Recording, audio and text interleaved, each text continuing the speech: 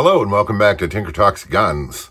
Today we're going to talk about early self-contained metallic cartridges. Now, the first self-contained cartridges, in the modern sense that we understand it, came about in about 1812. But they weren't really the same as the type of ammunition we're familiar with. The internet might tell you that Louis Flaubert invented the self-contained metallic cartridge in 1845, and he did in fact invent the rimfire cartridge at that time. And props to him for that. But in point of fact, the self-contained metallic cartridge predates Flaubert by 14 years, because in 1831, and I know I apologize to the entire French world for my pronunciation, was invented in 1831 by Casimir Lefaucheux, probably pronounced something like that, and that is a cartridge called the pinfire cartridge. This is an example borrowed from a collector friend, and it is a simple brass cup filled with black powder with a bullet stuffed in it, and this pin that sticks out of the side protrudes into a percussion cap at the bottom of the inside of this case.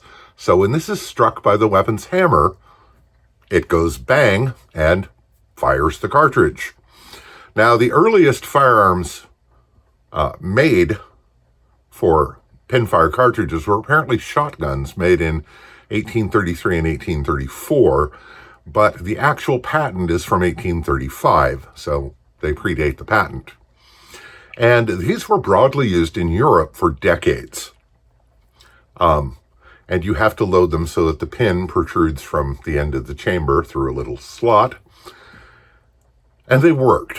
Now, the cartridges tend to be pretty low powered, especially particularly the handgun cartridges.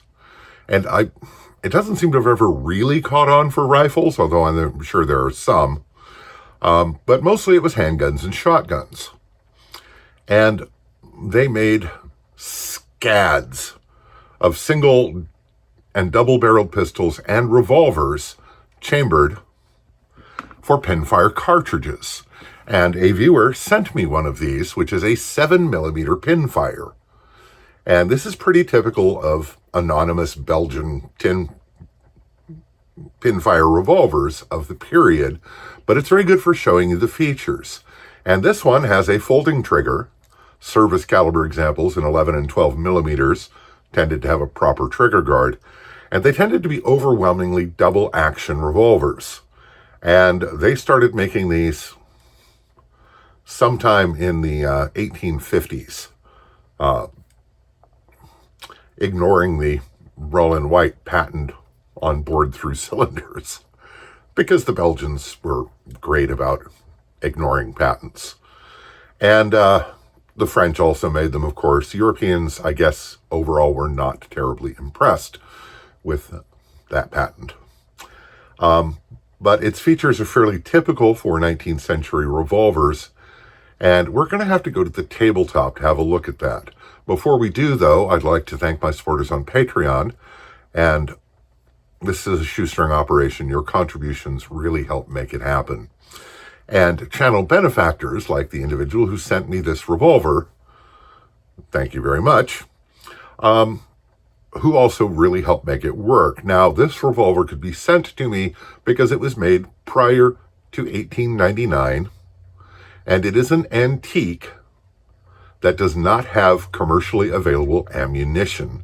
So it is not considered a firearm legally. So he was able to just mail it to me. But that is not normally the case with more modern firearms.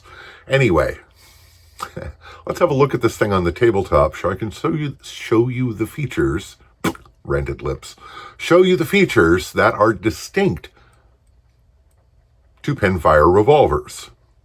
Like most pinfire revolvers in 7mm caliber, this is a pretty small gun. It has a 3-inch barrel. It's 6 3/4 inches over long and about 3 3/4 inches tall. And these were, of course, meant for pocket carry. Now, this originally had a rod, an ejector rod, sticking out from under here, and that's around here somewhere. It fell out, and I put it somewhere clever, so I'll rediscover it eventually. and put it back. But which doesn't seem to be a great feature for pocket carry, and you can't attribute it to the fact that this is a cheap revolver, because even larger, more expensive service caliber pinfire revolvers tended to have exactly the same ejector mechanism. Larger guns, as mentioned, did tend to have conventional trigger guards. And so this has the folding trigger, so it goes easily in a pocket. The double action pull, it is safe to dry fire this because the hammer actually never contacts the cylinder or any firing pin, because there isn't one. And the double action pull is actually pretty good.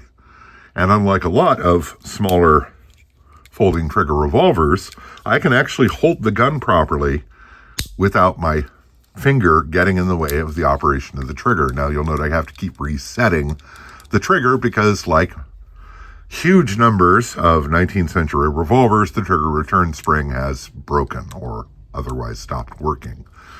It's not actually very tight in there, is it, either? Again, this is probably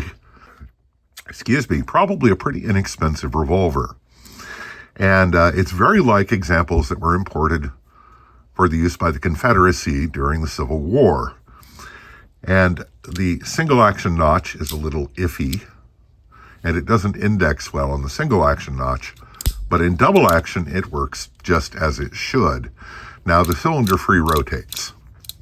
But before you fire it, when the revolver is full, that doesn't matter. And after you fire it, the pressure of the hammer on the firing pin of the cartridge will probably keep the cylinder from rotating. This is a 6-shot revolver, as were most of its ilk. And it loads through a loading gate in a fashion that later became very familiar on Colt revolvers and others. And it's rather nicely made, except for the floppy trigger. And to disassemble it for cleaning, you would undo this screw and pull the barrel off, and then you could pull the cylinder off and do whatever you needed to do before reassembling it. Has kind of nice walnut grips, and it does have a number of features that are specific to pinfire revolvers, which is what we're here to show you. So you notice this oversized blast shield at the rear, and that is there it's longer than the pins stick out, so that if the revolver is dropped, there is significantly less danger of a pin being struck and detonating a cartridge. There's also this groove here in the frame for the pins to pass through while the cylinder rotates. And you can see this is where the pin protrudes. So when loading it, you do have to, well, if it cocked, it doesn't rotate. You do have to make sure that the pin is indexed on this hole, but it's still a hell of a lot faster than reloading a cap and ball revolver. And it's a simple thing and kind of elegant in its way. And it's a pretty neat little gun. Now, of course, the front sight is completely useless because the hammer is in the way of using it, and they did not even so much as carve a notch in the hammer to use the front sight. So it's just not useful, and one has to wonder why it's there unless it's used as an adjunct for, point shooting or something. And this is actually in pretty good condition for its age. This would have been made sometime between the 1850s and 1870s, and it's in good shape. Now, at some point, I will take it apart and try to make a new trigger return spring for it. I have done this on other Belgian guns of this era with solid frames, and it's kind of a nightmare. So I'm not looking forward to that. And of course, I will also make cartridges for it so I can demonstrate firing it. Now, typically, even when dealing with antique firearms, I do like to fire them to demonstrate them. But not this one yet, because they haven't made 7mm pinfire ammo in any real way in 120 years or more. So I'm going to have to make 7mm pinfire ammo, which I am going to do, and I have a pretty good idea of how to do it. Now, there are kits available to load your own 7mm pinfire ammo. And the kit includes 24 cartridges, some inserts for those cartridges to hold the percussion caps, and loading tools. And these cost $350. No, I can't budget that. No way I can budget that. But as I said, I do have some ideas for how to make them in a way that is not stupidly difficult. And there will be video. Oh yes, there will be video.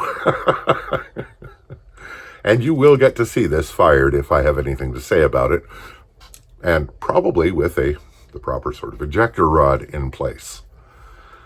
But I've always been fascinated by pinfires, and I have always avoided them because ammunition is a major problem.